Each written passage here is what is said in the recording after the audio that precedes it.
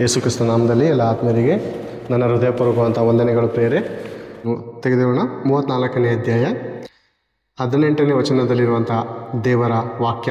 ಪ್ರೇರೆ, ಮುರಿದ ಮನಸ್ಸುಳ್ಳವರಿಗೆ ದೇವರು ನೆರವಾಗುತ್ತಾನೆ, ಕುಗ್ಗಿ ಹೋದವರನ್ನು ಉದ್ಧಾರ ಮಾಡುತ್ತಾನೆ. ಪ್ರೇರೆ, ಪ್ರಪಂಚದಲ್ಲಿ ನಾವು ನೋಡುವಾಗ ಮುರಿದ ಮನಸ್ಸು ಅಂದರೆ ಪ್ರೇರೆ, ಪ್ರಪಂಚದಲ್ಲಿ ನೋಡುವಾಗ ಹೃದಯದ ನೋವಿಗೆ ಔಷಧಿ ಸಿಗಬಹುದು, ತಲೆಯ ನೋವಿಗೆ ಔಷಧಿ ಸಿಗಬಹುದು, ಅಥವಾ ಹೊಟ್ಟೆ ನೋವು, ಹಲ್ಲಿ ನೋವಿಗೆ ನಮಗೆ ಗೊತ್ತಿರುವ ಹಾಗೆ ಒಬ್ಬೊಬ್ಬ ಡಾಕ್ಟರ್ಗಳು ಒಂದೊಂದು ರೋಗಕ್ಕೆ ಒಬ್ಬೊಬ್ಬರು ಡಾಕ್ಟರ್ಗಳಿರ್ತಾರೆ.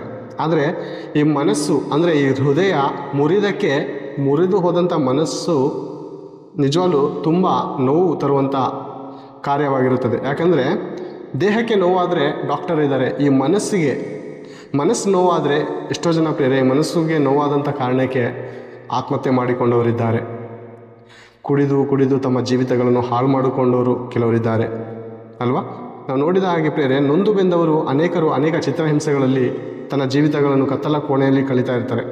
ದೇವರು ಎಂಥವ್ರನ್ನ ಕರೀತಾ ಇದ್ದಾರೆ ಅಂದರೆ, ಮುರಿದ ಮನಸ್ಸುಳ್ಳವರಿಗೆ ದೇವರು ನೆರವಾಗುತ್ತಾನೆ. ದೇವರು ಮುಂದೆ ನಿಂತ್ಕೊಂಡು ಆತನ ನೋವಿಗೆ ಔಷಧಿ ಕೊಡ್ತಾರಂತೆ. ಯಾರು ಆ ದೇವರು ಕೇಳಲ್ವ ಪ್ರೇರೆ? ಆತನೇ ನಮ್ಮನ್ನು ನಿಮ್ಮನ್ನು ಹೆತ್ತಂಥ ತಂದೆಯಾದ ಪರಮಾತ್ಮನು, ಪಾಪ ವಿಮೋಚಕನಾದ ಯೇಸು ಕ್ರಿಸ್ತನು ಇವರಾಗಿದ್ದಾರೆ ಪ್ರೇರೆ. ಕುಗ್ಗಿ ಹೋದವರನ್ನು ಉದ್ಧಾರ ಮಾಡುತ್ತಾನೆ. ಪ್ರೇರೆ, ನಮ್ಮ ಜೀವಿತದಲ್ಲಿ ನಮಗೆ ಯಾವುದರಿಂದಲೂ ಬಿಡುಗಡೆ ಇಲ್ಲ.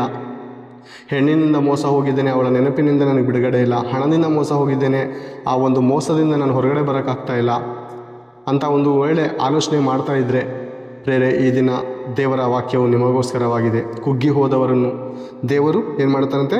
ಕುಗ್ಗಿ ಹೋದವರನ್ನು ದೇವರು ಉದ್ಧಾರ ಮಾಡುತ್ತಾರಂತೆ.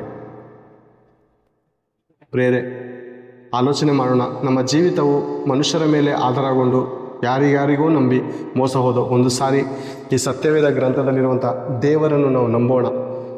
ಮುರಿದ ಮನಸ್ಸುಳ್ಳವರನ್ನು ದೇವರು ಯೆಹೋವನು ಮತ್ತೊಂದು ಸಾರಿ ನಿಮಗೋಸ್ಕರ ಹೋಗ್ತಾನೆ, ಮುರಿದ ಮನಸ್ಸುಳ್ಳವರಿಗೆ ದೇವರು ನೆರವಾಗುತ್ತಾನೆ ಅಂತೆ. ಪ್ರೇರೆ, ಯಾವ ಸ್ನೇಹಿತನಾದರೂ ಕಷ್ಟದಲ್ಲಿದ್ದಾಗ ಬರ್ತಾರಾ? ನಿನ್ನ ಚಿಂತೆ ನನ್ನ ಮೇಲೆ ಹಾಕಪ್ಪ ಅಂತ ಯಾರಾದರೂ ಹೇಳ್ತಾರಾ? ಅದಕ್ಕೆ ದೇವರು ಇನ್ನೊಂದು ವಚನದಲ್ಲಿ ಹೇಳಿದ್ದಾರೆ, ಮೊದಲನೇ ಪೇತ್ರನ ಪತ್ರಿಕೆ 5ನೇ ಅಧ್ಯಾಯ 7ನೇ ವಚನದಲ್ಲಿ, ನಿಮ್ಮ ಚಿಂತಾಭಾರವನ್ನು ನನ್ನ ಮೇಲೆ ಹಾಕಿರಿ, ನಾನು ನಿಮಗೋಸ್ಕರ ಚಿಂತಿಸುತ್ತೇನೆ ಅಂತ ದೇವರು ಹೇಳ್ತಾರೆ. ನಮ್ಮ ಹೆಂಡತಿ ಹೇಳಲ್ಲ, ನಮ್ಮ ಮಕ್ಕಳು ಹೇಳಲ್ಲ, ನಮ್ಮ ನೆರೆಹೊರೆಯವರು ಅಕ್ಕ ತಂಗಿರಿ ಯಾರೂ ಹೇಳಲ್ಲ. ದೇವರೊಬ್ಬನೇ ನಮ್ಮನ್ನು ಹೆತ್ತಂಥ ತಂದೆ ಆಗಿರೋದ್ರಿಂದ ನಿನ್ನ ಚಿಂತಾಭಾರವನ್ನು, ನಿನ್ನ ಕುಗ್ಗಿದ ಮನಸ್ಸನ್ನು, ನಿನ್ನ ಮುರಿದ ಮನಸ್ಸನ್ನು ನನ್ನ ಬಳಿಗೆ ತೆಗೆದುಕೊಂಡು ಬಾ, ನಾನು ನಿನ್ನನ್ನು ಗುಣಪಡಿಸುತ್ತೇನೆ ಅಂತ ಹೇಳಿದಂಥ ದೇವರ ಬಳಿಗೆ ಬರೋಣ. ನಮ್ಮ ನೋವುಗಳಿಂದ, ನಮ್ಮ ಬಾಧೆಗಳಿಂದ ನಾವು ಬಿಡುಗಡೆ ಹೊಂದಿ ನಾವು ದೇವರ ಪಾದದಲ್ಲಿ ಶರಣಾಗೋಣ. ದೇವರು ನಮ್ಮನ್ನು ಆಶೀರ್ವದಿಸಿ ಬಲಪಡಿಸಿ ನಡೆಸೋದಕ್ಕೆ